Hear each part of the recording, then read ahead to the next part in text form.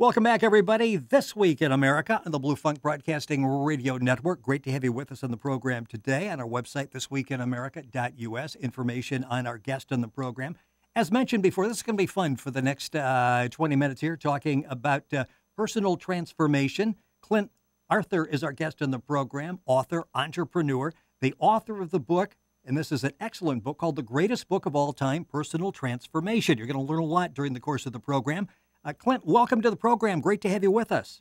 Thanks, Rick. Great to be with you. By the way, and we'll get this through the program, Clint's website is lastyearofyourlife.com. Last Year of Your Life is the premise for what we're going to be talking about in the program. Before we get to all that, Clint, let's do a little bit of background with you, a fascinating background, how you actually came upon this concept. But this all started for you with Wharton Business School not that many years ago. It actually started for me on New Year's Eve of the millennium. And if you think back to where you were on New Year's Eve in the year 1999, and were you out having fun, partying with friends and family, drinking some good wine maybe? Well, I was driving a taxi cab that night. And even though I was with lots and lots of people, I felt like I was all alone. And when it was all over, I got back to my little boat in Marina del Rey, California. It was the cheapest way I could afford to live in Los Angeles. And I crawled into bed underneath my heavy down comforter, wearing all my heaviest clothes because there was no electricity, there was no heat on the boat. And I pulled out my favorite book to try to calm down with some reading. And as I lay there reading by the light of my flashlight, I got distracted by my breath because it was condensing in the cold night air. Wow. And I started thinking back over what had brought me to be freezing cold on this boat on New Year's Eve of the millennium. And the book in my hand was Angela's Ashes by Frank McCourt. I had studied creative writing with Frank in high school for 2 years. And after the high school, I went on to the Wharton Business School and graduated from the same business school as Donald Trump and all his children. And then I moved out to LA to pursue my dream of becoming a filmmaker and a movie star like my idol, Spike Lee. And after 10 years of banging my head up against the brick wall of the Hollywood dream, I was laying on this freezing cold boat after driving a taxi on New Year's Eve of the millennium when everyone was having fun. And I started crying because I felt like I had really thrown away all the great opportunities in my life and that I was never going to be able to turn my life around. And so I swore an oath to myself that I was going to do everything I could possibly do to change what was happening in my life. And I did that with personal transformation work, with experts, all the leaders like Tony Robbins, Wayne Dyer, Deepak Chopra, The Artist's Way, Men's Power Circles. I did everything. And sure enough, as I changed who I was on the inside, so did the circumstances of my life on the outside begin to change as well. And I started a gourmet food company. I got married to a wonderful woman. I started building houses and made a bunch of money. I became literally fat and happy. And unfortunately, I was actually obese. I hit 236 pounds at my high point. And in high school, I wrestled at 145. So you can imagine how unhappy I was, considering how I could barely bend over and tie my shoes. And in addition to being physically out of shape, emotionally and spiritually, I was really unfulfilled because I had given up on writing. I had focused on making money, thinking that that was going to make me happy and fulfilled, but it didn't. And so there I was one night in a men's self-help circle, and a man pointed at me across the crackling campfire. We would have our circles on the beach near the airport in Los Angeles. And he pointed across the crackling campfire flames, and he said to me, "You don't know it yet, but you're already dead." Now that's powerful. How did you handle that when this guy says that to you? I didn't know what to think about that, but I tell you what, I couldn't stop thinking about it. Yeah. I couldn't figure it out. What does he mean I'm already dead? What does he mean I'm already dead? And it came to be New Year's Day, and inspired by that statement, I sat down with a piece of paper and a pencil to write down my goals for the year, like I would always do on New Year's Day. And I asked myself, hey, if I'm already dead, well, what if this was going to be the last year of my life? What would I want to accomplish this year? And I wrote down some amazing, incredible goals because now I had a ticking clock. Now I had a deadline, and I really wanted to make things happen. So that year, I lost 40 pounds without joining a gym or changing my diet. That year, I broke 10 years of not being a writer anymore. I sat down, I wrote my book, What They Teach You at the Wharton Business School. And I'm proud to tell you that just 2 weeks ago, that book hit #2 on Amazon.com's bestseller list for entrepreneurship books. So I became a best-selling author because I was pretending I was going to die. That year, I built a factory for my gourmet food company. And if it wasn't for that factory, the business would have been another victim of the Great Recession. But instead, we've gone on to have record month after record month for the last couple of years. And that year, most importantly, my wife and I had been together for 7 years by that point, and our relationship was on the rocks. We were like tiptoeing around the issues that were destroying us. But because I was living as if I was going to die, I wasn't afraid anymore. And I was able to confront the tough issues, get us into counseling, and we were able to turn things around to where we just celebrated our 10-year anniversary. And I really do think that this is exactly what Steve Jobs was talking about when he said that the most powerful tool he ever used in his life was the knowledge that he was going to die soon. Because once you are aware that you are just operating on a very small amount of time, then the scary things seem to stop being scary. And you can identify what's truly important for you and not have to worry about whether you're going to be ashamed or you're going to look stupid or you're going to fail. All that stuff goes away. All that's left is really, what do I really, really want to do? And then you just do it. One of the nice things about it, the book is called The Greatest Book of All Time. You can find it at Amazon information when you go to Clint's website, lastyearofyourlife.com, or go to our website, thisweekinamerica.us. You were looking forward, and also in this 52-week action plan, you go back and take care. You talk about the baggage you had leading up to that point.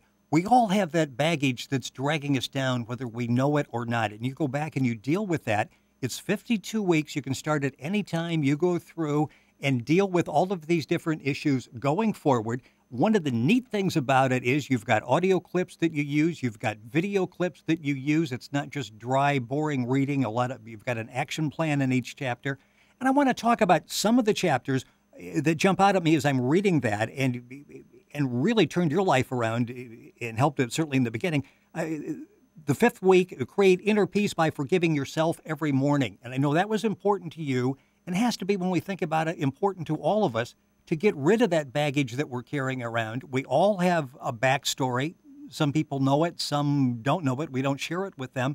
How important was that to you and for all of us to forgive ourselves and go forward? Forgiving yourself is so key because we all make mistakes. And unfortunately, a lot of us will spend our time day after day, week after week, muttering to ourselves in our cars as we drive around. Oh, I should have done this or I should have done that. And this guy was such a jerk to me. I'm never going to let that happen. I have a formula on how to really come alive. Okay, there's so many people who are just they're wasting their precious time because they're not fully alive. And this is how you do it. Number one, you become aware that there is an issue, and the issue is that you have a ticking clock. That awareness of that ticking clock is the A. Then L, you have to let go of the past, because beating yourself up for your mistakes is only wasting your time and reinforcing the negative patterns that are slowing you down and holding you back in your life because they've been blasted into your subconscious mind by your failure to forgive yourself. Then that's the L. Letting go equals forgiving yourself, and it's so vital. Then I, inspire yourself with great, amazing goals that you want to achieve. Make a list of the things that you really, really, really want to do, and just focus on doing those things. Then V, you have to visualize. How are you going to make those dreams become reality? It's great to have dreams, but unless you do the work of creating a vision of how to bring those dreams into your life, they're never going to happen. And then E, you need energy to make your dreams become true. And I'm talking about three-dimensional energy: physical energy, which comes from good food, good nutrition, good exercise, and getting enough rest that you need. Then the second dimension of energy is mental energy. You have to have good friends who are going to support you in your ambitions and dreams, who are not going to say, oh, you're never going to make that happen. You need friends who are going to say, you are going to be a winner. You can do it. And it's the positive reinforcing friends who give you that positive energy. And then the third dimension of energy is spiritual energy. And that comes from nourishing your soul and your spirit. And that may come to you through religion. It may come to you through meditation. It may come to you by taking long walks, as I do, throughout the great cities of the United States. Or it may come to you by reading inspirational quotes and listening to great speeches like Martin Luther King's I Have a Dream speech. You know, you go through Alive, and if people are going, wow, that's a lot, the nice thing, again, and I keep going back to that in the book, The Greatest Book of All Time, is you break that down, give us assignments basically every week, you give us an action plan, you give us audio, video that will back this up. And if you follow through that, I mean, I'm going through and it's like, wow, at the end of the year, and I'm going to jump ahead of that, then I want to come back, we're rapidly running out of time. How did you feel at the end of the year? Because all of these things that have been holding you back have been eliminated. It's a tremendous liberation experience. Oh, it has to be at the end, because at the very end of the living your last year of your life, which is what the greatest book of all time is all about, there's a death ritual, and you actually put your old life behind you completely by saying, okay, everything I've done up to this point is what happened up to here, and now the old me is dead, and you begin with a new you. You have a rebirth ritual after the death ritual, and you come out of that rebirth ritual as the new you. And then you create, there's a bonus, which is you create your vision of your ideal life in 5 years' time.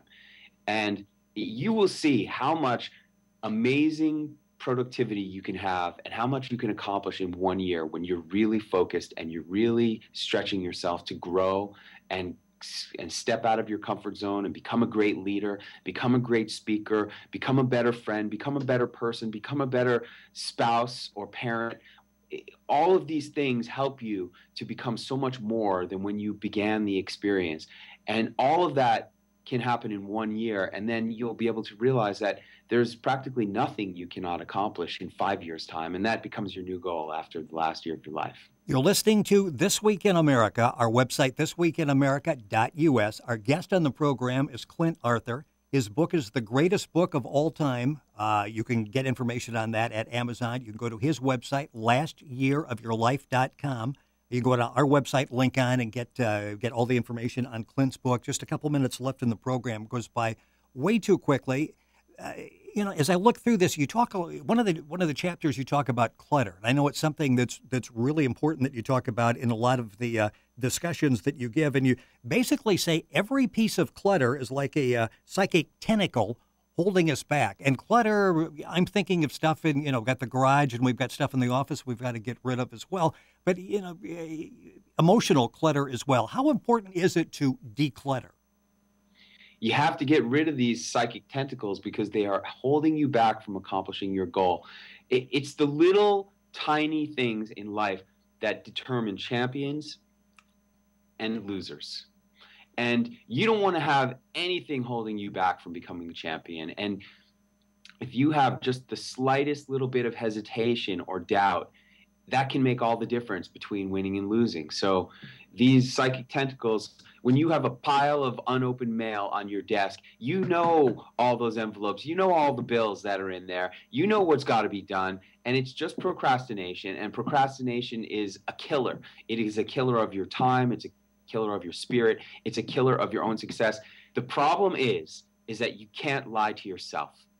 You can pretend, but even if you're pretending, you still know the truth about what you have not done, about what you've let go, what you've slacked off on. And it's all this slacking off that will undermine your confidence, your integrity. There's a chapter in the book called The Foundation of All Personal Power, and that talks about integrity. And that's the whole secret to it all, is that you are 100% aware of what your true integrity is as a person.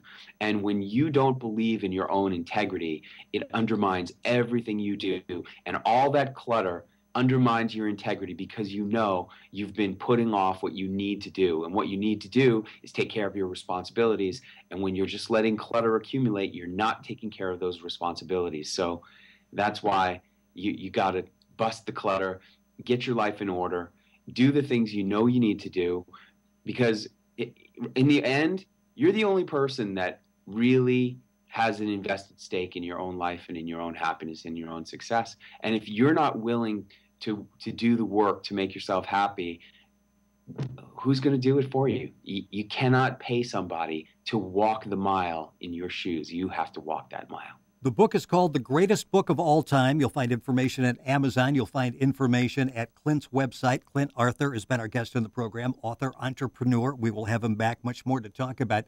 His website is lastyearofyourlife.com. It's a 52-week guide. I mentioned before that you can write in it. You've got the action plan. You've got video. You've got audio. Each week you take on a particular challenge. At the end, as though you were going to die, it was the last year of your life. At the end of 52 weeks, I can only imagine it, and I can't wait to actually experience what that feels like when it's, wow, all of this is over. Now I'm going to plan my ideal life for the next 5 years, and you can do that with the book. And again, the book is available at Amazon. LastYearOfYourLife.com is Clint's website. More information at our website, thisweekinamerica.us. Clint, an inspiration. Thank you for being on This Week in America. It's been my pleasure. Thanks for having me. You're welcome. Now we go to break, and wow.